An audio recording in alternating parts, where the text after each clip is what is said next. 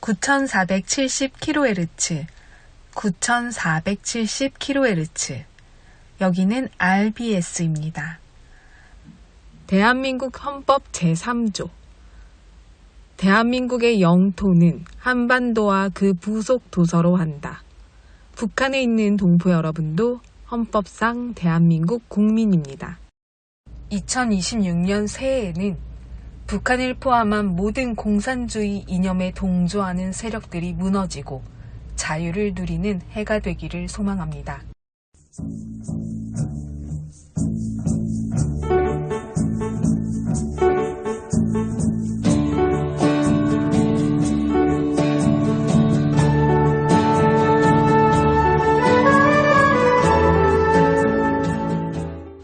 인생은 아름다워 라는 영화가 있습니다. 로베르토 베니니 감독이 직접 주인공으로 출연했던 이 영화는 1997년 개봉되었던 이탈리아 영화입니다. 저도 TV에서 명작으로 많이 접했는데요. 당시 배경은 2차 세계대전 때 홀로코스트 독일의 나치 히틀러가 유대인을 대학살하던 시기였습니다. 주인공은 유대인으로 나옵니다. 세상적으로 내세울 것 없는 유머와 순수한 마음을 지닌 남자 귀도는 우연히 도라라는 여자를 여러 번 마주하게 됩니다. 둘은 운명적 만남처럼 서로에 대한 사랑을 키워갔고 가정을 이룹니다.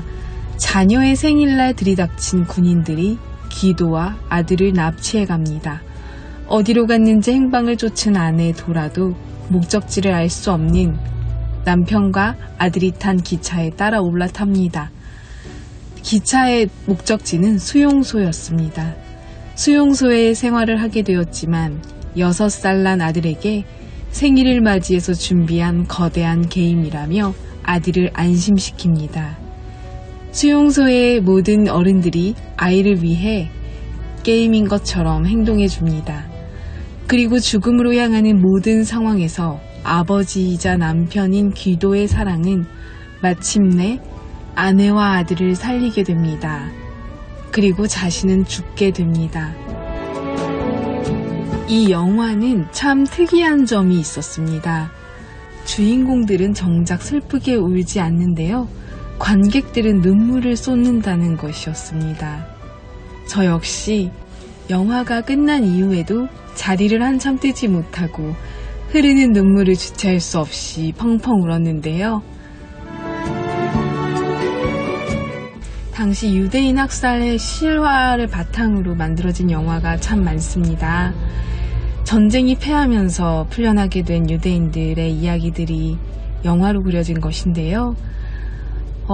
엄마와 아들을 살린 건 아버지이자 남편이었죠. 가족에 대한 사랑과 메시지는 희망이었습니다. 영화 제목은 내용 그대로였다는 생각을 했습니다. 인생은 아름다워. 희망이 있고 사랑이 있으면 인생은 어떤 고난 속에서도 아름답다는 것으로 기억되는 영화였습니다. 우리 동포 여러분들도 인생은 아름다워 영화 기억하시고 보실 수 있는 상황이 꼭 되기를 소망합니다. 함께 통일이 되어보면 가장 좋겠습니다. 오늘도 찬양으로 RBS 시작합니다. 찬양 후에 날씨 예보 전해드립니다.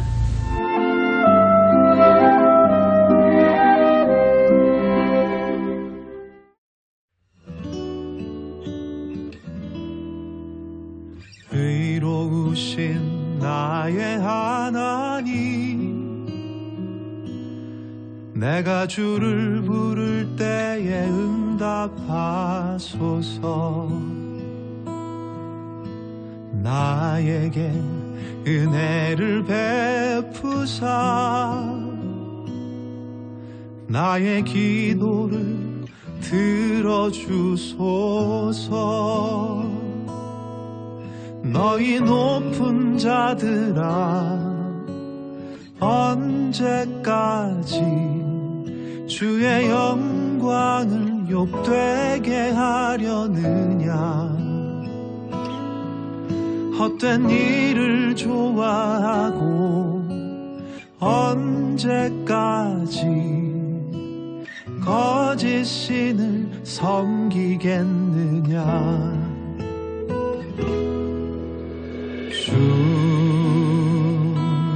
주님께서는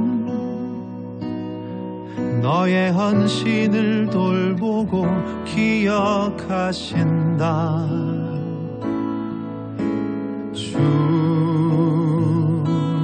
주님께서는 내가 부르짖을 때에 들어주신다.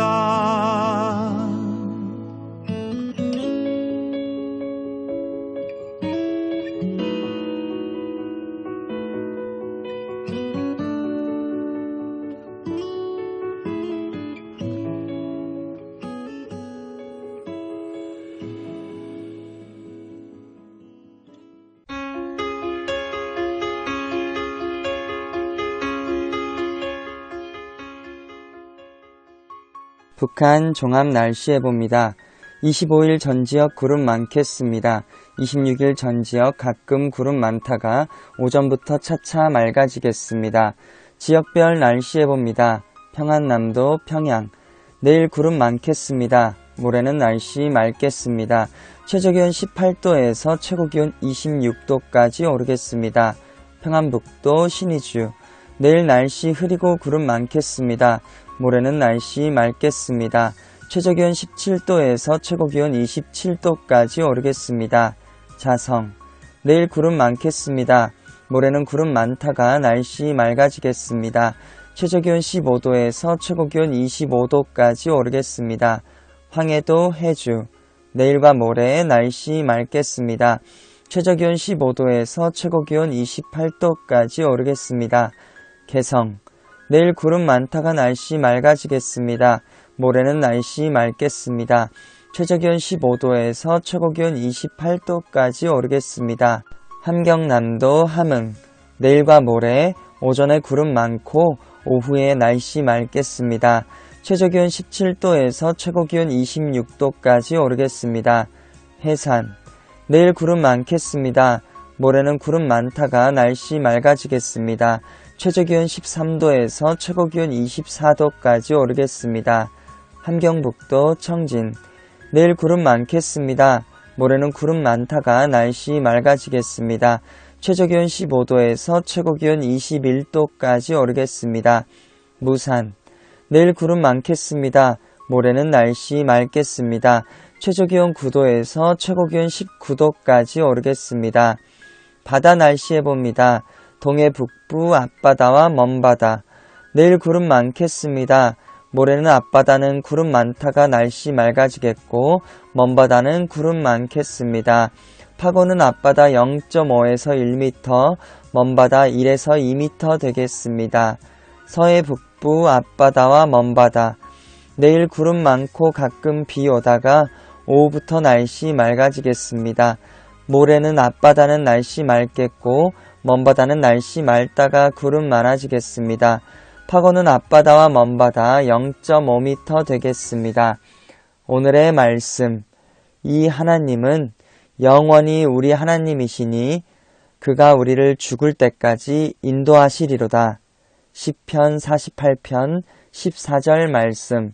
아멘. 이상 날씨였습니다.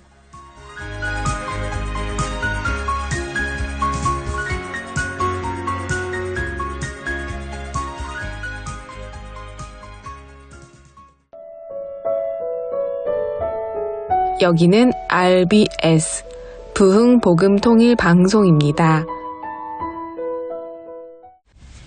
6월 호국보훈의 달 특집 5번째 시간입니다.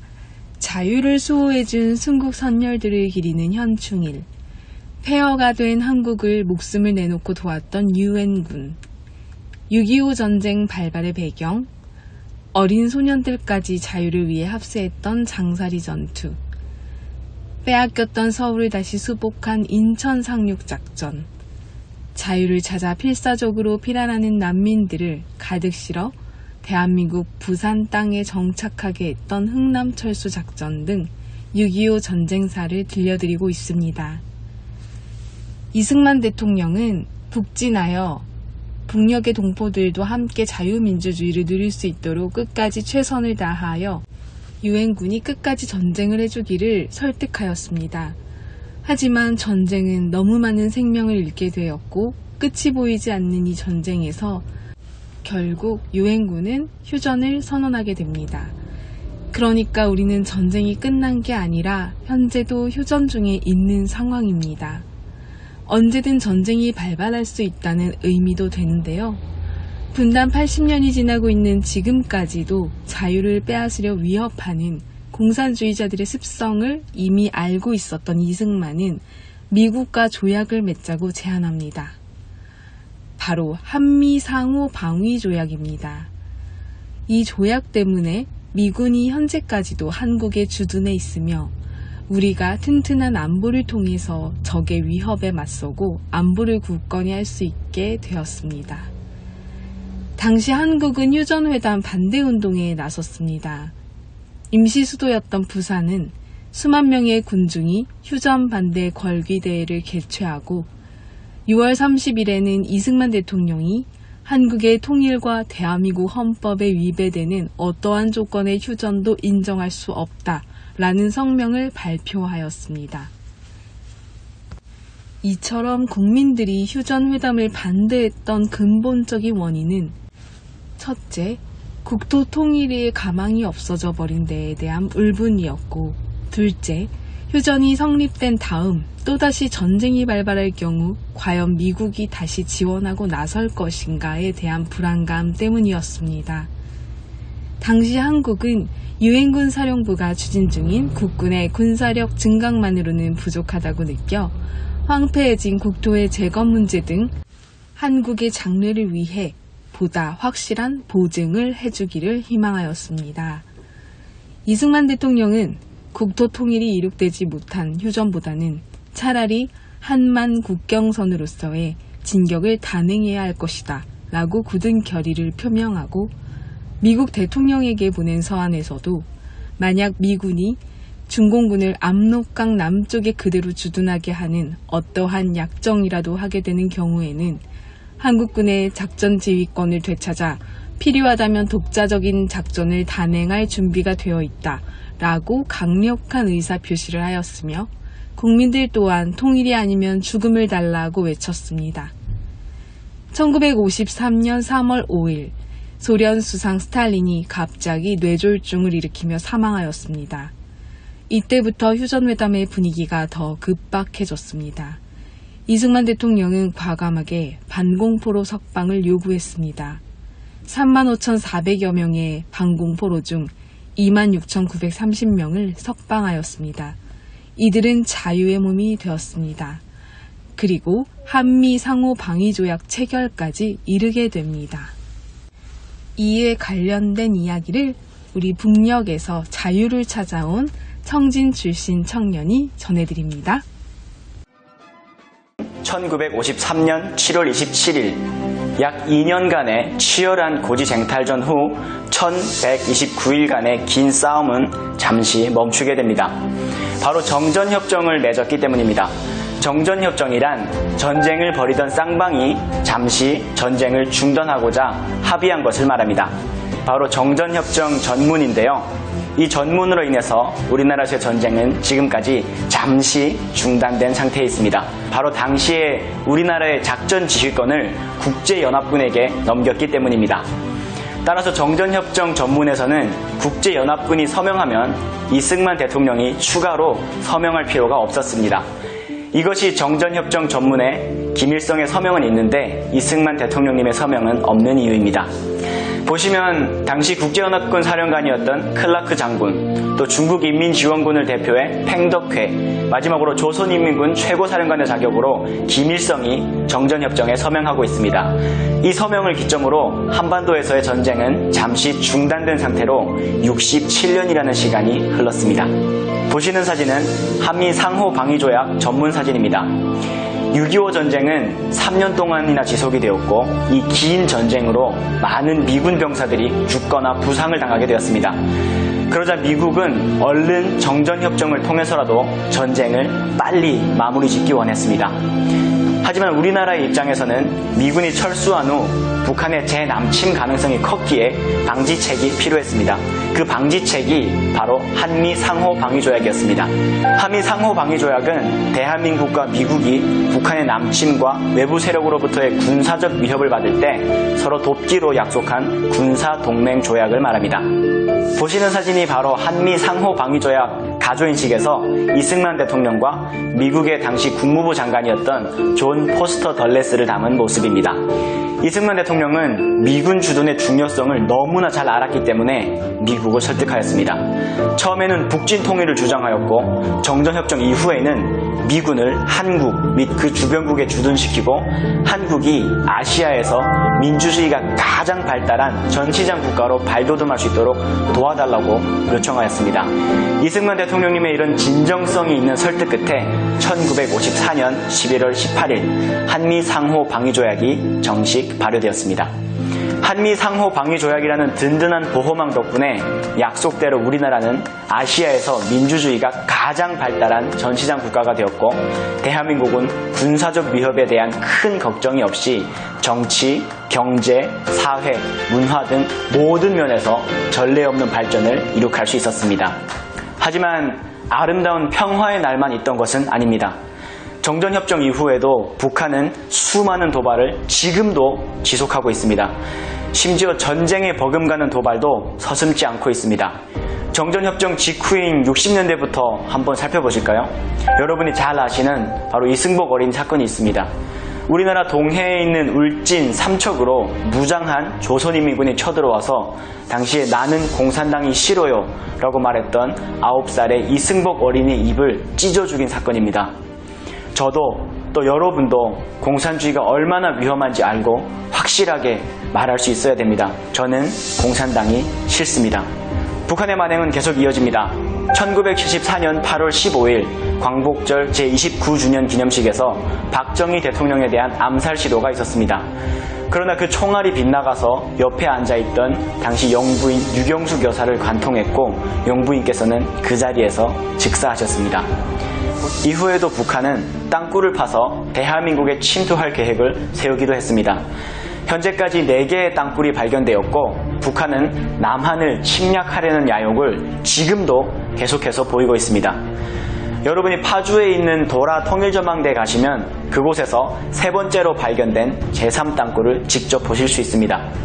북한은 우리나라뿐만 아니라 미군에 대한 공격도 서슴지 않았습니다. 1976년 8월 18일 판문점 공동경비구역에서 시야를 가리는 나무의 가지를 치던 미군 장교 2명을 30명의 조선인민군 병사가 도끼와 망치로 무참히 공격한 사건이 있었습니다. 바로 판문점 도끼 만행 사건입니다. 당연히 2 미군 장교는 목숨을 잃었습니다. 북한의 만행은 이런 과거에서 그치지 않았습니다. 북한은 대한항공을 폭파하고 강릉에 잠수함으로 침투하는 등 하늘과 땅, 바다를 가리지 않고 대한민국을 위협해오고 있습니다. 최근에는 연평도라는 섬을 수차례 폭격하였고, 천안함이라고 하는 전투함을 어뢰로 격침시키기도 하였습니다.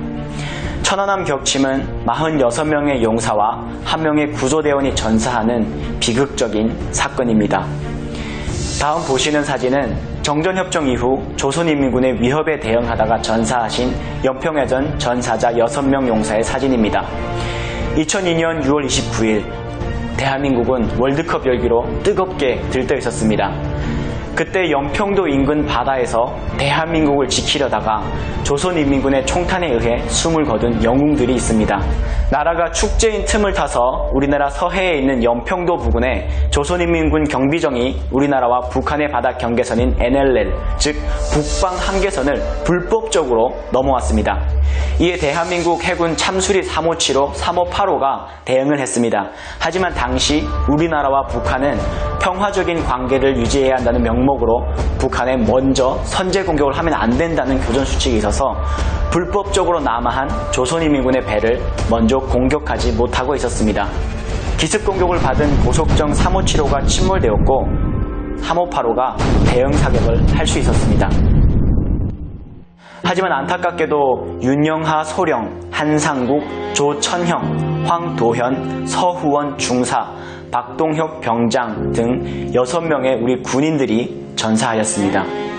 도대체 얼마나 더 많은 목숨을 평화라는 이름으로 잃어야 하는 걸까요? 보신 것처럼 우리나라 대한민국은 여전히 공산주의의 위협에 시달리고 있고 자유를 지키기 위해 지금도 많은 분들이 희생하고 있습니다. 수많은 이산 가족이 70여 년 동안 가족의 얼굴을 보지도 못한 채 볼 것이라는 희망만 품고 살아가고 있습니다. 저 또한 북한을 탈북하면서 가족, 친지들과 기약 없는 이별을 할 수밖에 없게 되었습니다. 우리는 언제까지 이런 불안과 아픔의 연속인 분단 속에서 살아야 할까요? 진짜 평화는 과연 무엇일까요? 단순히 물리적인 통일이 된다면 괜찮아질까요? 북한의 체계가 그대로 건재하다면 절대로 불가능합니다. 진정한 평화는 자유라는 가치가 없이는 이루어지기 어려운 것입니다. 그렇기에 먼저는 북한 주민들이 공산주의, 김일성 3부자의 우상체제에서 벗어나 자유를 알고 진정한 인권을 누리며 살 수 있는 나라가 다시 세워져야 합니다. 북한 정권은 우리가 전쟁의 책임을 물어야 할 대상입니다. 그렇지만 한 인간의 그릇된 권력 욕심으로 인해 억울하게 죽어가고 있는 북한 주민들은 우리의 가족입니다. 가족을 위해 우리는 절대로 희망을 버리면 안 됩니다.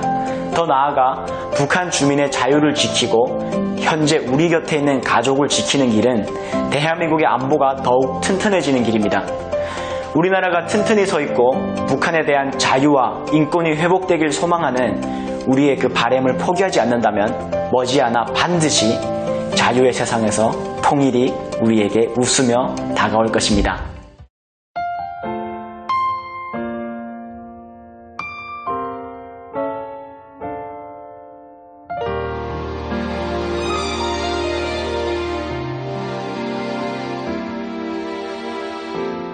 우리에게 자유를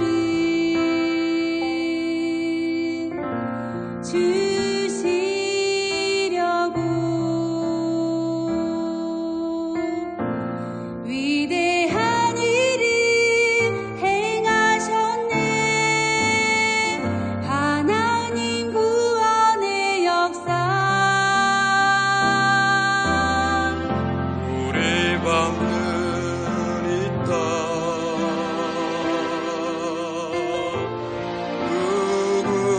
누군가의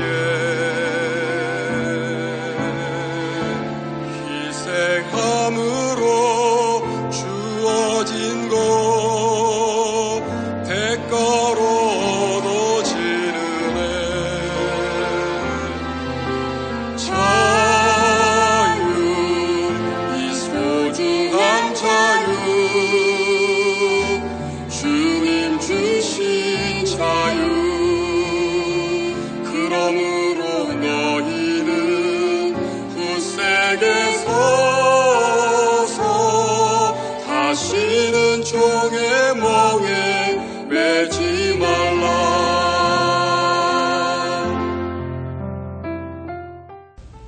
이승만 대통령은 미국이 한국 문제를 외면해서 안 된다고 주장할 때 성경 이야기를 들어 미국의 책임을 강조했습니다. 요셉이 형들에게 팔려 이집트 노예가 됐던 이야기, 강도 만난 자를 놓은 선한 사마리아인의 이야기를 예로 들며 한국이 겪고 있는 고통을 외면하지 말아야 한다고 호소했습니다. 미국이 하나님을 믿는 신앙과 정의의 나라라면 고통받는 한국을 돕는 것이 신성한 의무라고 강조했습니다. 미국은 기독교 정신으로 세워진 청교도 국가였기 때문에 자유민주주의를 먼저 실현하고 있었기 때문입니다. 우리는 미국의 도움을 실질적으로 많이 받았고 그로 인하여 우리 또한 받은 은혜를 갚는 선교 한국이 될 수 있었습니다. 하지만 우리 동포인 북한 동포들과의 통일이 너무나 많이 지연되고 있습니다. 이제는 우리가 함께 실현해야 할 것입니다. 우리가 힘을 내어 더 간구하면 반드시 통일한국 들어주실 주님을 우리는 믿습니다. 지금까지 보여줬던 한국의 역사이기 때문입니다. 북녘 동포 여러분, 통일이 머지 않은 것 같습니다. 이승만 대통령께서 북녘 동포 여러분을 자유대한민국으로 함께 하나가 되는 모습을 보고 싶어 했던 그 간절한 유언을 우리가 꼭 함께 이루는 승리의 역사를 볼 것입니다. 자유, 이 소중한 자유, 주님 주신 자유. 북녘 동부 여러분, 주님 안에서 정말 많이 사랑합니다. 저는 금요일 밤 11시에 또 찾아올게요. 서울에서 방한나였습니다. 멍에 매지